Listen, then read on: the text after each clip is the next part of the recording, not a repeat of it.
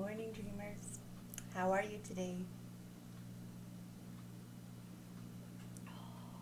Sometimes you just need a coffee. A friend of mine just texted me and said, "It's Tuesday," and it was a picture of two mugs of coffee. And I said, "Yes, it's one before I leave for work and one in my travel mug." To be honest, every day is Tuesday if it's in regards to a coffee. Oh man. Yesterday at my church, we had the author of the book we are currently looking at and the journey we're going through, um, You Are Enough by Jonathan Puddle. Mr. Puddle.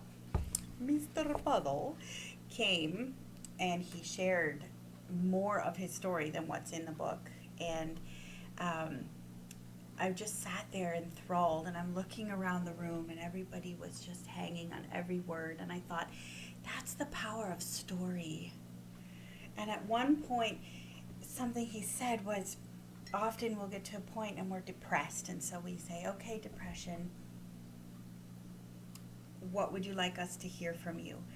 And then all of a sudden, as we start listening to depression, anger comes. "Okay, anger, go ahead, the floor is yours." And then as soon as we open the floor to understand what the anger is trying to say, we realize that he's metamorphosized into sadness. And sadness is there. And when you invite sadness to tell your story, and he starts to weep and says, "That's all I've ever wanted to do was tell my story." Deep sadness. And he related it to a situation where he was a child when something had happened, and in his young mind he could not process it properly, and the adults were running here and there and helping everyone else get all the details they needed to get, and he was kind of overlooked, and not on purpose. He was probably cared for the very best they knew how, but in his mind and in his body he was processing things at a different level than these other people that were, you know, the height of his eyes were the height of their knees. And so we just carry on. And I thought, wow, the power of story. What is your story? I would suggest, I know there's introverts out there, a lot of you.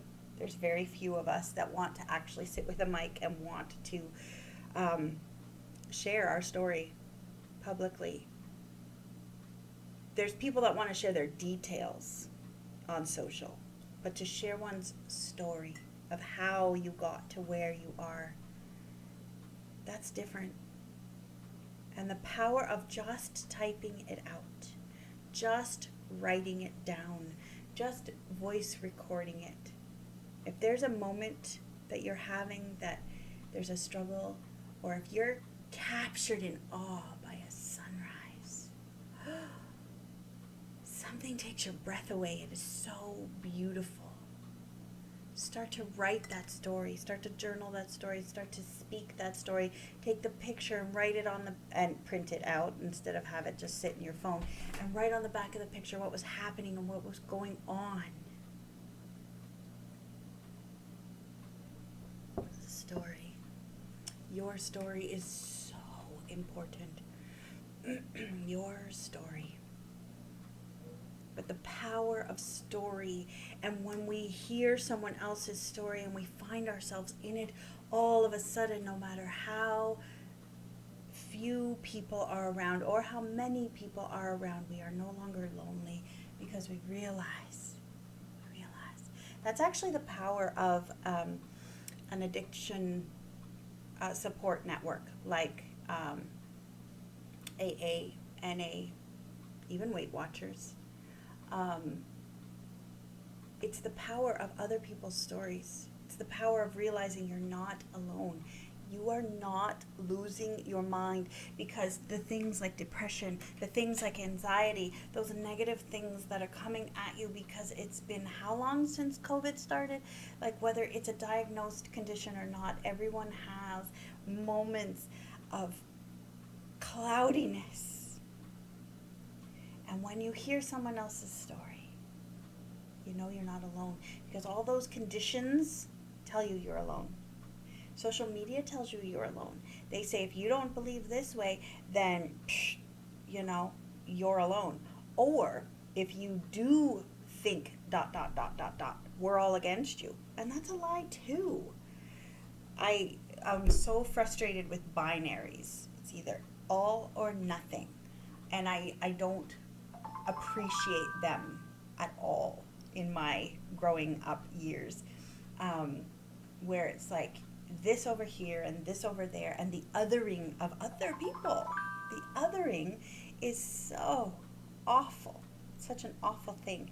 And when you hear someone's story, the othering starts to take a back seat.